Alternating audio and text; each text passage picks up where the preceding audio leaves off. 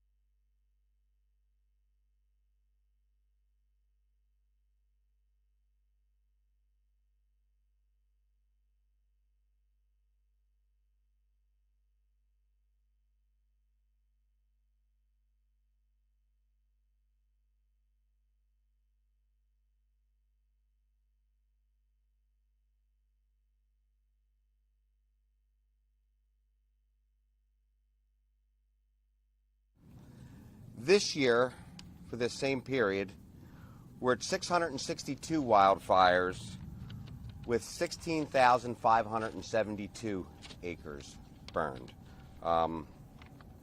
Just an update on the fire we had down in Vineland, Cumberland County over the weekend. That fire stands at 1,327 acres and is still 80% contained. I too would just like to thank our first responders, our partners. Like you mentioned, we had some folks from DOT, State Police OEM, the local PDs, and at that point there, I'm going to turn it over to Trevor. Trevor's going to tell you what the plan is going forward. Thank you, Bill, and good morning, everybody. So the Jones Road wildfire started yesterday morning.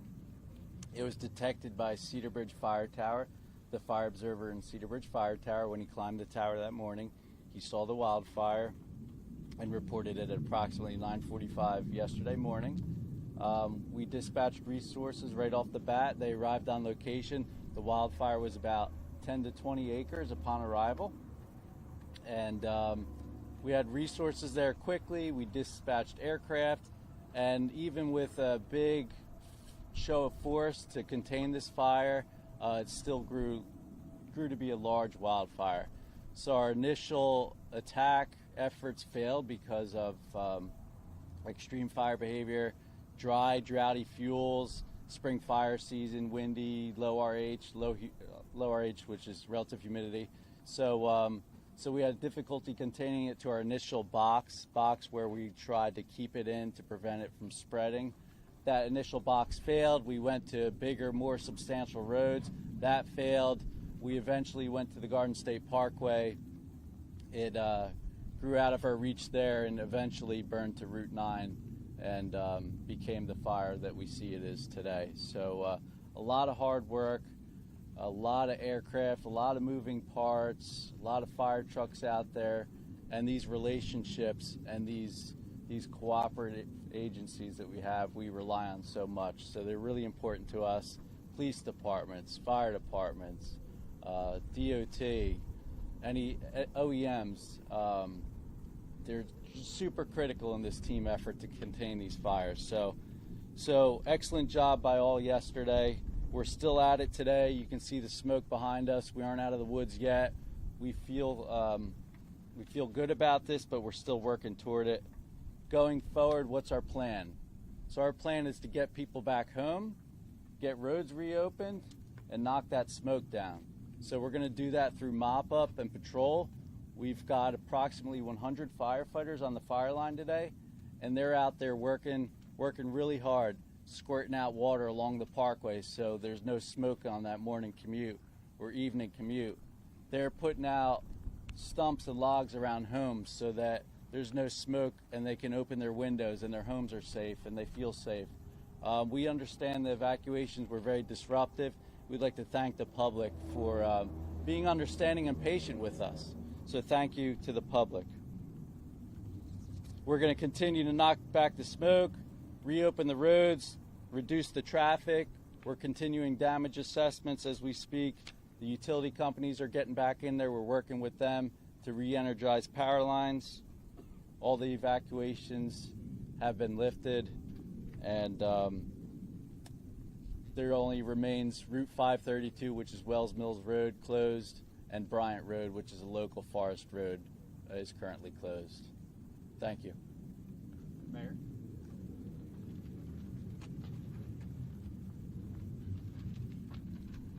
Hey, good morning. I just want to give you an update from the Lacey Township perspective, which was part of ground zero from where we were with the fire.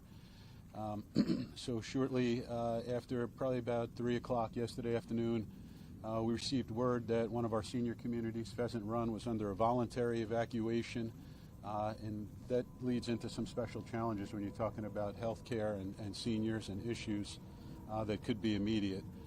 That became mandatory evacuation. We set up a makeshift shelter at our community hall at 15 East Lacey Road, but we had no power. We had no cots, we had no nurses, we had no emergency provisions. But for our upper echelons in the county, Sheriff Mastronardi, Mike Fiore, and of course our Board of County Commissioners, we were able to load the seniors up and assist them get on the bus and bring them to a shelter that was very well prepared, and that was at Manchester High School, some 35-minute drive away. And just so people know, as of this morning, I got a report from Sheriff Mastronardi, Ocean County Sheriff, as about an hour ago, not one single family home was damaged. Not one person was injured. There has not been one loss of life as about an hour ago. So there's too many people to thank. Commissioner LaTourette, our 9th Legislative District, Prosecutor Billheimer, everybody working shoulder to shoulder. And last night my phone was blowing up. Every local mayor, township administrator, Deputy Mayor Menashe Miller, Mayor Baccione of Berkeley Township. Pete, what do you need? Pete, how many firemen can we get down there? And I got a video texted. I thought it was a parade, and it was Lakewood sending a row of emergency vehicles down here in accordance with OEM. Our police and our fire have worked in such tight unison. I am absolutely in awe of them. Again, to report to you that there has been no loss of life with the thousands of acres. Our township, and I'm just the face of our committee on behalf of all of us, with all of these gentlemen and ladies behind me who are very high-ranking officials, I'm extremely grateful to be a small link in that chain and to provide these services to our residents. God is good, folks, and thank you all. Thank you all for this assistance. God bless you all.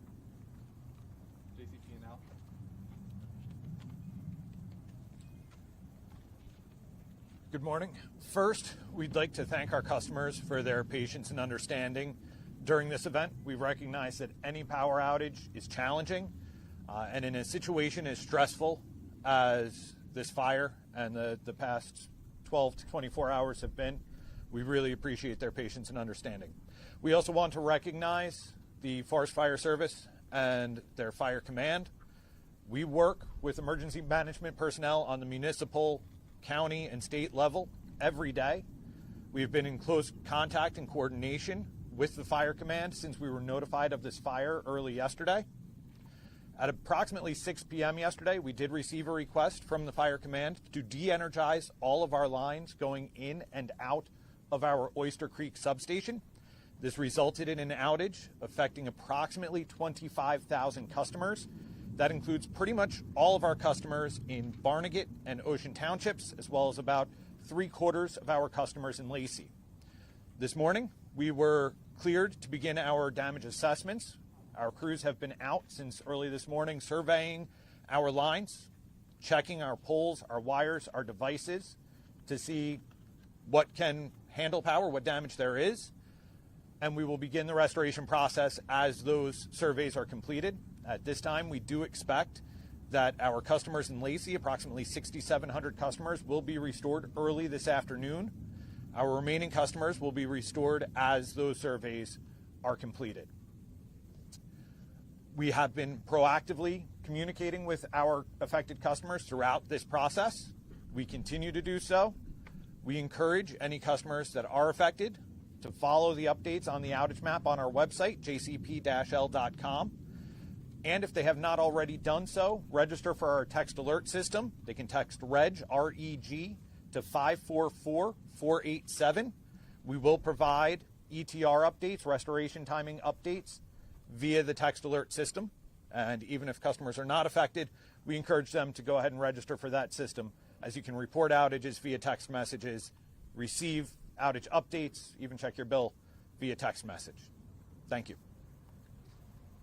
All right, so we're going to do questions now. Like I stated earlier, we're going to start from the left and go to the right. Please raise your hand and we'll go down the line. This is for anyone. You talked about you guys expect the number of acres burned to grow and for this wildfire to be the largest in New Jersey in the past 20 years. Can you just speak to the difficulty of that and what firefighters are facing as the days go on? Sure. So it may be the largest in 20 years based on how we are anticipating the fire movement. I'm sorry. Sorry, I was responding to the questioner. How dare I? Let me respond to the cameras. As I had mentioned before, we are anticipating the fire to grow from beyond the current estimate of 11,500 acres at 30% containment. And that is because this is still a very active fire. And there are burnout operations that are ongoing. Trevor could step up and explain that a bit more to you. But as we continue to get this under full control, the expectation is that that number of acres will grow, and grow in a place that is unpopulated, that is more open wilderness. But in order to fully contain the fire, more burnout operations are necessary, and that will likely increase the overall acreage. Trevor, do you have anything to add? No, you got it. I want to follow the rules and go this way. I was just wondering if anyone could speak to the amount of mutual aid coverage that has been assisting with the fire. Well, I know that we've had... Don't make those guys mad. Yeah. All right. I know last night the local fire departments, through their county coordinators, pulled the trigger. And there were fire departments here from Gloucester County, Camden County, Burlington County, obviously all of Ocean County, and Monmouth County. So those folks provided mutual aid to the local fire departments, and their equipment was utilized to either fill our trucks with water, or we had them in places where homes were threatened, and their job was to be there and protect them homes, so in the event something did go wrong, they were there to deal with it. So the exact number, I would say it was hundreds of fire trucks, without a doubt, here. Everywhere you look, there were resources from counties throughout southern New Jersey.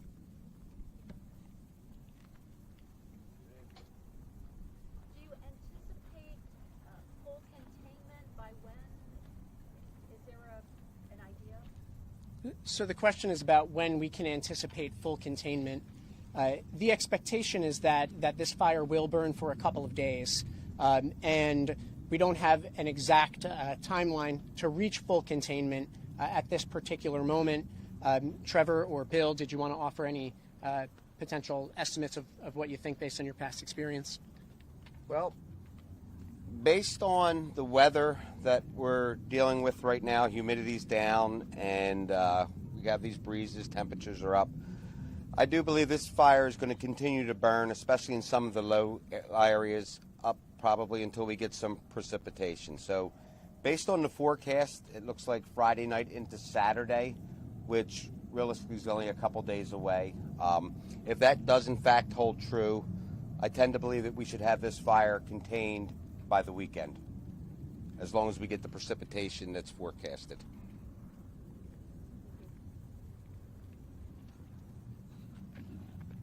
Jimmy, do you want to say, I think we might have skipped someone? Yep, right here. Yep. I was just wondering, I said there was one commercial structure, I believe, that was burned. I noticed in photos yesterday that there was a factory or a warehouse or something that had emergency equipment for fire department. Is that the structure that's current?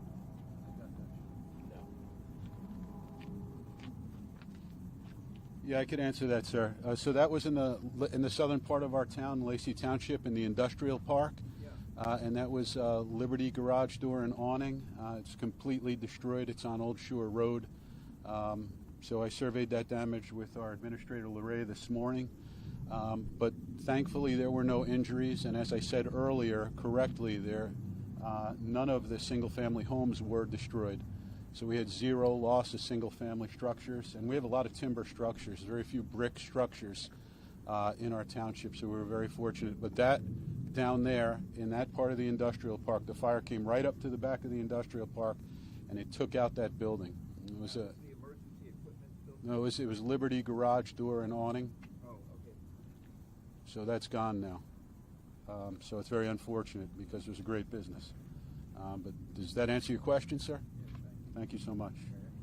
We have crews that have seen like small fires along the parkway over by Waretown and Fork River. Is that something that we're kind of watching? Anything that could, get in the way of drivers or help on that? Yes, it is something that we're watching. I'll ask Trevor to come up and explain operationally how that's being handled, but it is being watched throughout the day, and folks are responding to those reports. While I was on the aerial surveillance flight this morning, I could hear all of the first responders overhead responding to those individual incidents as they're reported. Trevor, do you want to explain that a bit more?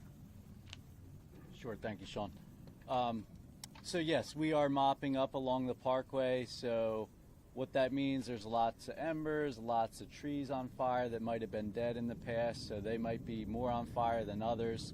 So they're no threat to the line, they aren't a threat to containment, but we are actively out there knocking down the heat, knocking down the smoke, so that along people's commute, that it doesn't disrupt them. There's not going to be any traffic concerns or road safety concerns.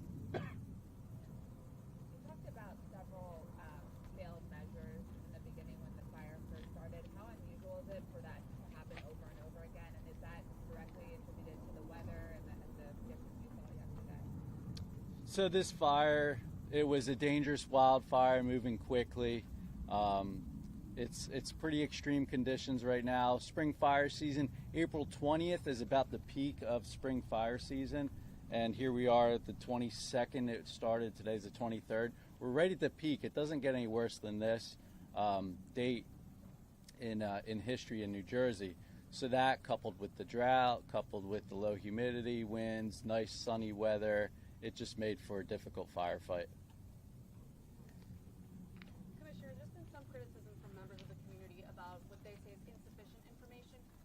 you all informing the community as to what was going on, and why are we just having a news conference now? So I want to just backtrack a bit to Trevor's explanation of this fire. This fire was incredibly dangerous, and particularly in the late afternoon and into evening hours last night.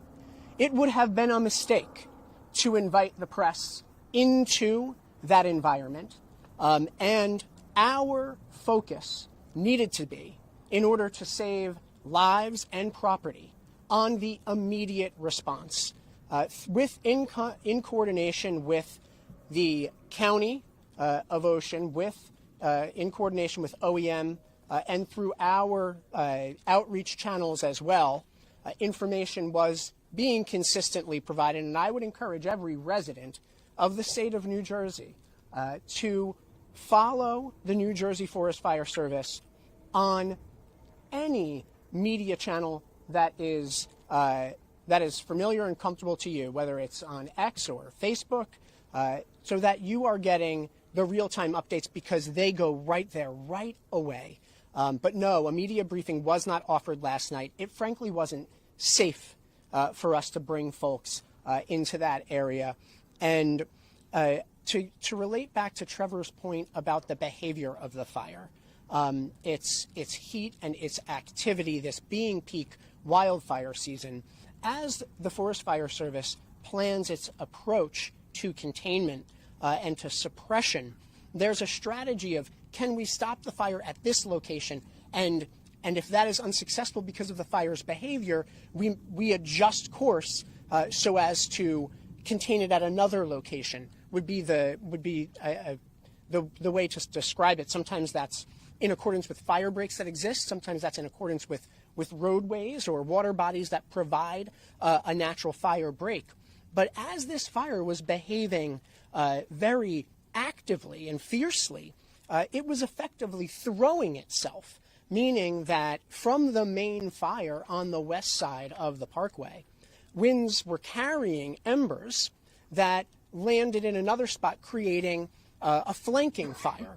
And so folks may have experienced on the ground the existence of multiple fires. It is all a piece of this wildfire. But those conditions of the throwing embers, of the spotting, would cause us to keep our focus on containing those conditions and providing updates through the media channels that we do. But when you say real time, the one last night was at 11 p.m., and so that's where the criticisms came from, that they didn't have anything overnight until now from the New Jersey Forest Fire. Yeah, I understand that reflection. In the early morning hours, we're up in the air surveying once we have the daylight to be able to provide the best information. As of around 7 a.m., OEM was providing updates about the sheltering through its media channels. The Garden State Parkway opened up around 5:30. Those pieces of information were being provided as they were available, as those decisions were made. With respect to the overall, here's the number of acreage, this is the containment, we've got to get out and do those investigations while we have the daylight. And so this is a function of that. Yes. You said this could be the largest wildfire what was the acreage burned in that previous fire? In 2006, Bill, do you want to share?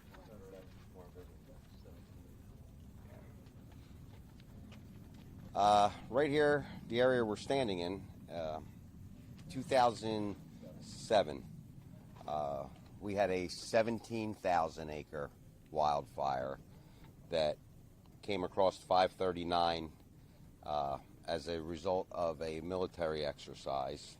And that fire went from 539, actually from the bombing range down there, if anybody's familiar with that, all the way to the Parkway and down to Route 72.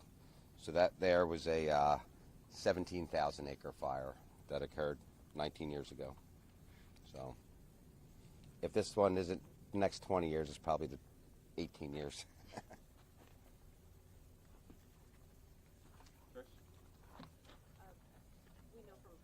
reporting that this areas like this can be particularly challenging because they're heavily wooded but also heavily populated.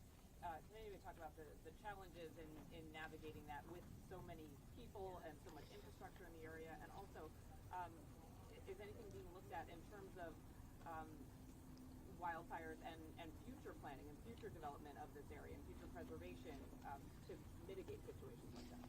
Sure. We find ourselves in this very fire at the wildland-urban interface, right? That place where the open wilderness meets our developed built environment. And that place, that interface, is a highly risky place. And there are a number of ways to address and reduce those risks. Earlier this year, at a roundtable that the governor hosted, at which Senator Amato, right behind me, was with, and is an outstanding supporter of the Forest Fire Service. We launched the New Jersey Wildfire Smart campaign, which has a number of different components. You can find that right on the DEP website at dep.nj.gov. Part of that has to do with helping individual property owners understand and reduce risks of living along that wildland-urban interface. How can they characterize those risks? What specific actions can they take around properties? Same true of commercial properties at that interface as well, right? That type of risk mapping and advice for how to reduce those risks on private properties is available right on our website. In addition to providing public education, guidance, and advice of that planning nature, we are also investing in fire suppression, the creation of more fire breaks. There are a couple of very recent projects to reduce those risks that the Forest Fire Service and our Division of Forestry have completed that we could certainly talk more about. But there's no one silver bullet, if you will, right? It's a network of strategies, a network of solutions that need to be pursued concertedly and across every level of government. And we're fortunate, here in Ocean County, that the county takes fire suppression, fire safety so very seriously, and we're grateful for their support as well. I don't know if Assemblyman or Senator, if there's folks from Ocean, if you and folks that or points you want to share on that from a county perspective.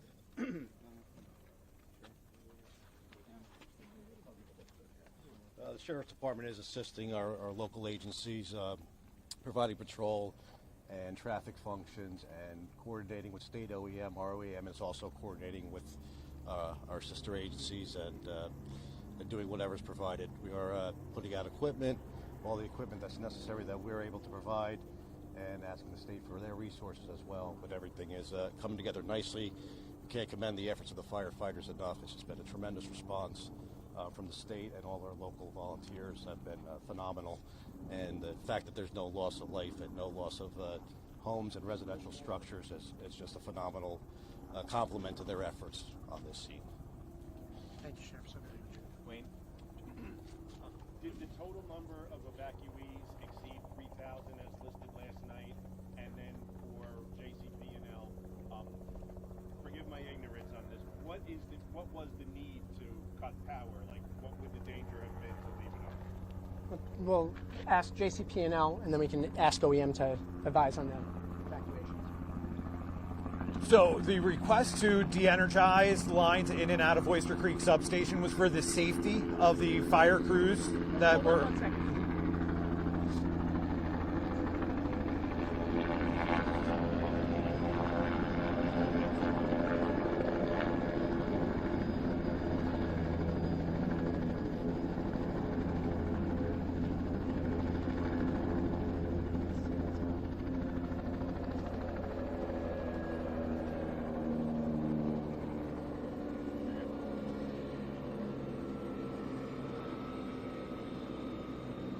Noise level okay?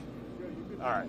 So the request to de-energize those lines in and out of Oyster Creek substation was for the safety of the fire crews on the ground.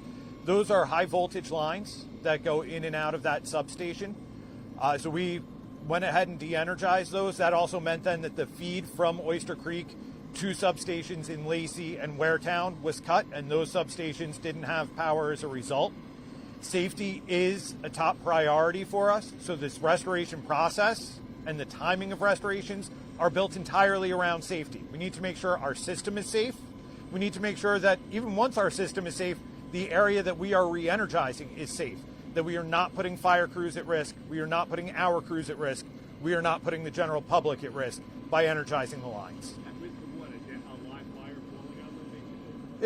Live wire coming down, just that electricity is a very dangerous, object. That high voltage lines have a clearance field around them. So just making sure that all clearances were safe, that everybody's able to operate and do everything they need to do to prioritize the suppression of the fire and not have to worry about the lines that are there. And the total number of evacuees, anyone? Yeah, so right now, between Lacey Township and Ocean Township, Waretown, the total number of evacuees is approximately 5,000 people. So as soon as things are under control, we're going to transition those folks back safely to their home. We'll have transportation provisions made for them. And the situation is we are continuing to communicate with our people. I would caution our people, residents within earshot of my voice, our voices, and eyeshot of our faces. Follow the directions of your OEM and your police and not the social media rumors, because that oftentimes causes confusion. I have had some internet issues at Town Hall. We are working on preparing a statement that will be posted as soon as possible. And I credit also our Chief of Police. In every storm event or any event like this, to do due diligence as Town Father to call the infirm, call the immobile, call seniors that need help. We've done that. And I know some of our officers have even gone door to door. So again, for the DEP, the 9th District, our commissioners here in Ocean County, appreciate the help. We can't do it alone in our zip codes, and just very grateful to everyone here. Thank you. Yes, sir. Yes, this is for the commissioner. Can you discuss the risk profile right now? I know an hour or two ago there were these big walls of smoke clouds hovering over neighborhoods. It looked like it was a mile or two from many neighborhoods. Folks were a little rattled by that. What's the risk profile right now? And then B, what exactly are you doing at this moment on the ground? Sure. I'll invite Bill and Trevor up to talk through some of the operational perspectives so that you can understand what those considerations are, the backfiring operations that are going on, the suppression activities as we get reports of concern like what you're talking about. At about 9:45, the administrator of our Forest Fire and Forestry Service, Greg McLaughlin, and I took a surveillance flight, and I can understand the perspective of homeowners, because I can see with my own eyes, and there's video we can share with the press, that the proximity to the neighborhoods east of the Parkway, and particularly east of Route 9, that there would be concern in those communities. From an active fire management perspective, we have moved the active fire west of those residential areas. Now, to be clear, there is an air quality alert in effect for this area, for the area of Ocean, Lacey, because particulate matter is of concern, and folks should take precautions, particularly if you're among a vulnerable population. As you've heard the mayor speak to, we have a number of seniors in these communities. We need to make sure that their windows are closed and that they're keeping themselves safe. But the immediate risks to the community east of Parkway and and Route 9 have been avoided through the activities of the Forest Fire Service and all of the partners you see around this space. And I'll ask Trevor and Bill to speak to the operational considerations at play today and then the days ahead. All right, well, I think everybody's sees that the column of smoke that was here earlier when you guys arrived is no longer here. And what that is the process due to our firing operations that are taking place. Our objective is to build line around the entire fire. Somewhere to work off of for our firefighters that is safe, somewhere to check the fire up and stop its forward progress. So over the night and yesterday, these lines were put into place. Once these lines are in place and they're secure, our fire operations begin. So those firing operations occur out in front of, whether it's the main body of fire, the flank of the fire. Either way, we need to remove the fuel prior to the main fire arriving at these control lines or containment lines. And what you saw this morning was the actual main body of fire working in the direction of our control lines, where we had had some fire lit, burning back towards the main fire, consuming the fuel ahead of it, and therefore, if you look out there, you'll notice that most of the smoke is gone, which is a good indication, because what you see today, where it goes from a lot of smoke to no smoke, yesterday was just the opposite. We went from a little bit of smoke to it looked like the world was coming to an end. So based on what I'm seeing here today, you know, we've been standing out here for a little while, but I am extremely confident that the folks out there are making substantial progress. Now that's going to continue to burn. There's going to be little pockets of fuel that need to be consumed. And once we feel that all that fuel's been consumed, like the commissioner was talking about, that's what's going to up our total number of acreage. The area of the fire is not necessarily going to expand. It's going to be the total number of total amount of forest that's consumed. So what you're seeing now is the smoke's disappearing, which means that our techniques are working. You know, there's going to be little pockets, and therefore that's going to keep us from actually containing this at 100%. But I think based on what I'm seeing here, the containment should start to rise up, and definitely a good indication that the crews out there are making progress with this. Questions this way? Good, thank you. I have a couple. So I think that you've addressed that there have been no loss of life. Is there anybody at this point, though, however, that is at least unaccounted for at this time? No, not that I am aware of, Mayor. No. And none is reported by the mayor as well. And then I have two follow-ups. I think you might have addressed this before, Commissioner, but I thought I overheard somebody ask about the Parkway. Is there still a chance that the Parkway could be shut down again? And then also, one of my coworkers had been hearing online or another report that there was maybe a half dozen unhoused that were living in the woods that might have been displaced because of the fire. Can you confirm that as well? And if so, can you elaborate a little more on it? I'll ask Trevor to come up and identify any issues with unhoused populations or campers that may have had to have been evacuated. With respect to the Parkway, right now the Parkway is open. We're working on the movement west of the Parkway, as Bill just explained, and we're keeping our eyes on the area that is adjacent to each side of the Parkway as well as the median, to make sure that anything that may pop up is handled immediately and doesn't become a greater problem. Is there any, though, indication now that there could be a possible closure, though, later, or is it at this point it's safe to say that like the fire is enough away from the Parkway that it doesn't appear that could be the case?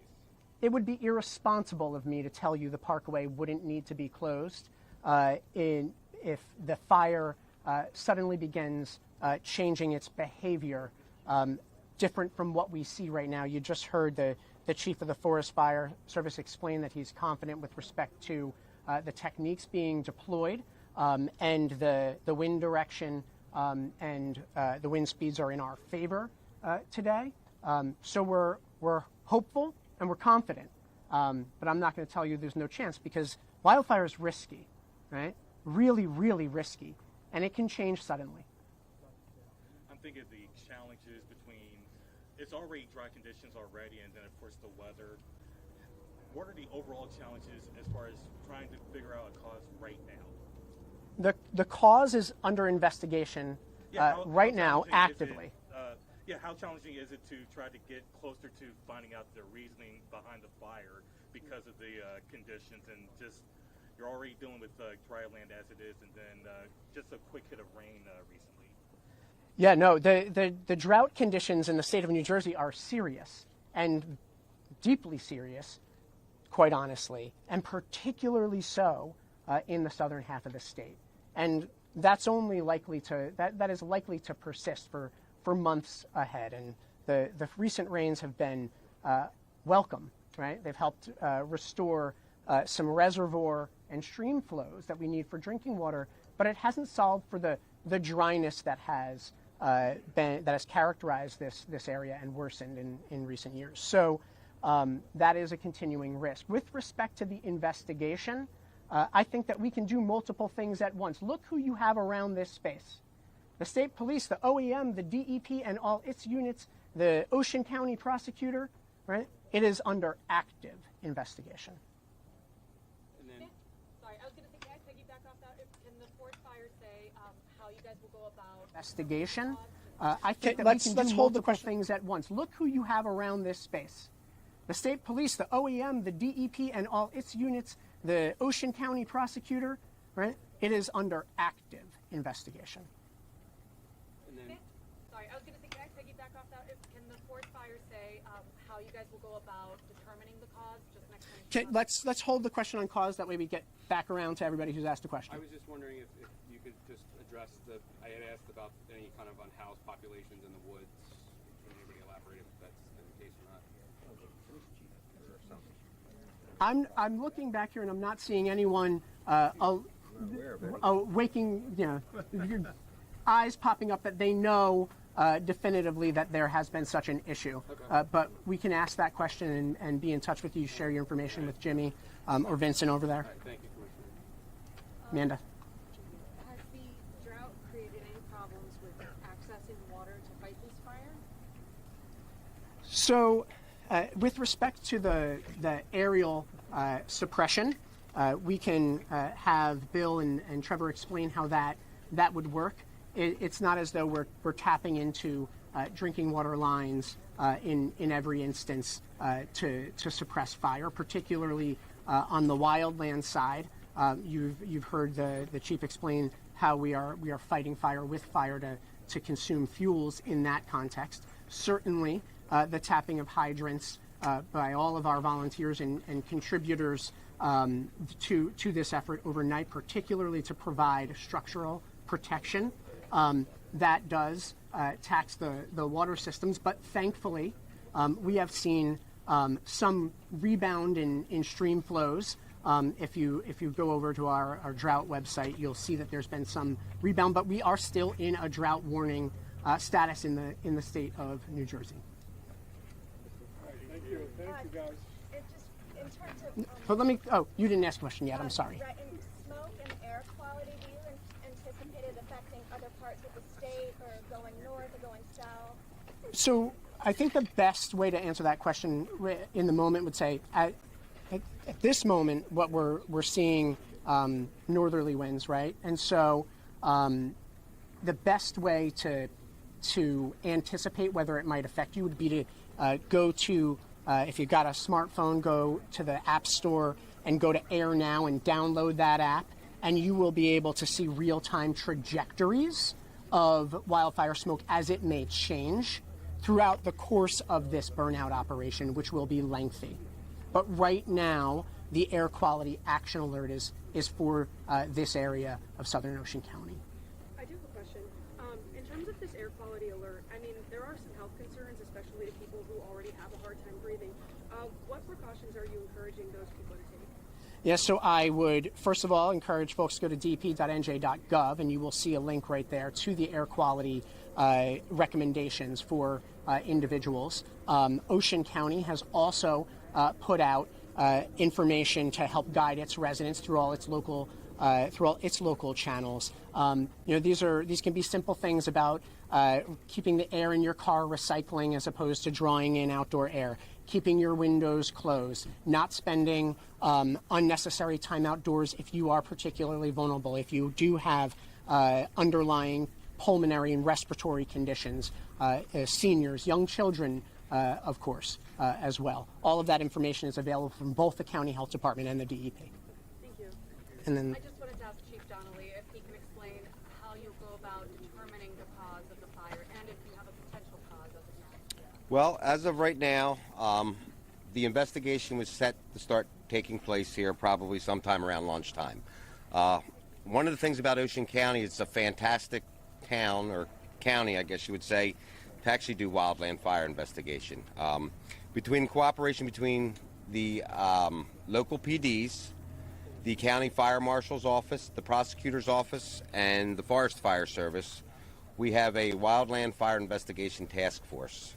And those folks are well versed in investigating wildfires. So what they will determine is the area that the fire started. They will continue on to find the origin of why the fire started, the cause, and then depending on what that cause is will depend on how this is handled. But I'm very confident that they will come up with some sort of a determination, and once that determination is made and all their I's are dotted and their T's are crossed, we will make that information available to you. But as of right now, like I said, sometime around lunchtime, I know this task force was gathering up and going to make their way out there. You got to understand, a lot going on out there. There's a lot of moving parts, a lot of smoke, a lot of fire, things like that. So the cause of the fire is probably not going anywhere. These guys will be able to go in and determine it. But again, you know, it's typically a hostile environment in the area where fire started and getting into where the fire actually originated. So that will be, they're in the process of doing that right now. Did they start where the fire originated?